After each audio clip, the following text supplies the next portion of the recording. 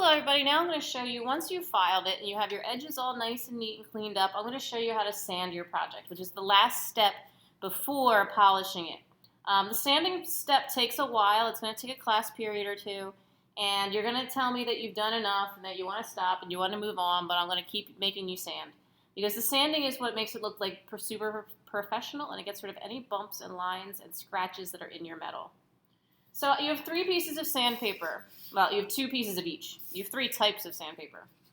So on the back of the sandpaper, you're going to see a letter and a number. The letter doesn't matter because they're all P. The number is what matters. So you have 220, you've got 400, and you've got 600. So if you look at the sandpaper and you feel the sandpaper, on camera you probably can't see much of a difference, but this is 220. This has more sand and grit to it.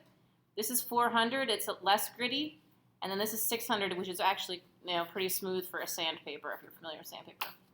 So you start with the lowest numbers and you work your way up. So 220 is the grittiest sandpaper. There's a fine line between sanding it too much. If your sandpaper is too rough, like if you don't use these because you're not quite sure, if you've lost them and you find sandpaper in your garage, chances are they're way too gritty for metalworking. Because this is sandpaper, it's going to take off some of the top layer of metal. And we use 3 different types because this sandpaper has the most sand in it. It'll dig down and get rid of those scratches as we're sanding it off. Then once we see a hazy outline, then we're going to move on to the 400. So this takes out any of the small scratches that you just put in there with the 220 sandpaper. Sand it until there are no more scratches that you see visible. Then you move on to the 600, and you're just going to sand until you have a hazy outline around it. And then you're also going to end up sanding your edges with it. So in order to sand your project, I prefer to hold it in my hand. Some people would rather put the sandpaper on the table and then move their project around, like this. Now, you always want to make sure that you sand in a circle, because if you sand straight up and down, or straight side to side, or the same direction anyway, it's going to put scratches in that you won't get out. So by sanding it in a circle like this, you're not going over the same lines twice. So it is in effect taking it off. However, that gives me the heebie-jeebies because I can't stand the touch of it on my hands. So I prefer to hold my project in my hand like this and hold it in my palm so my palm is up, my fingers are down, and then sand it like this. I think it works a little better, plus it doesn't give me that feeling that gives me goosebumps. You can also hold it if you wanted to. Just hold it like this and sand one part of it at a time. But no matter how you sand it or where you sand it, you need to make sure that you sand the whole entire thing. So if you do it this way, just obviously make sure you're sanding half of it right now. Make sure that you turn it so you can sand the rest of it.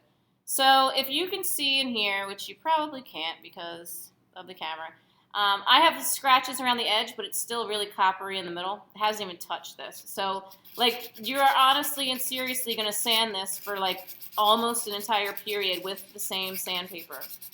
So, I don't want you to come up to me and tell me that you think you're done when you barely sanded. So, you're going to take your time. This is a time when you can talk to your friends with what you're doing. You don't really need to super concentrate on it. But you're going to sand in a circle. Flip it over, sand in a circle.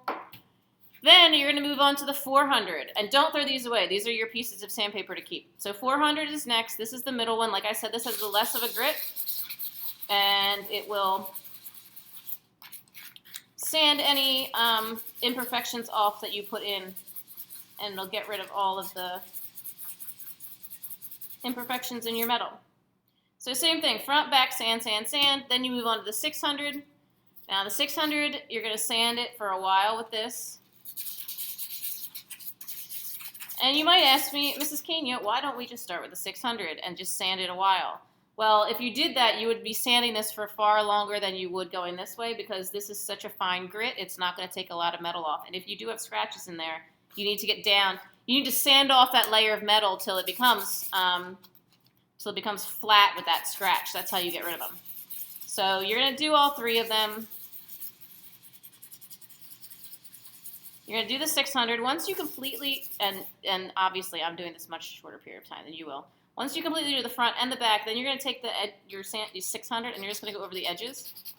And this will get rid of any marks from your saw. So it'll be totally, totally neat and clean.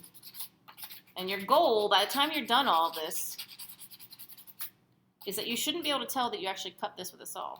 This should look like it was just made. You shouldn't be able to tell how you made it. Once you're finished with this and you're done sanding, then we will move on to polishing. We'll polish it.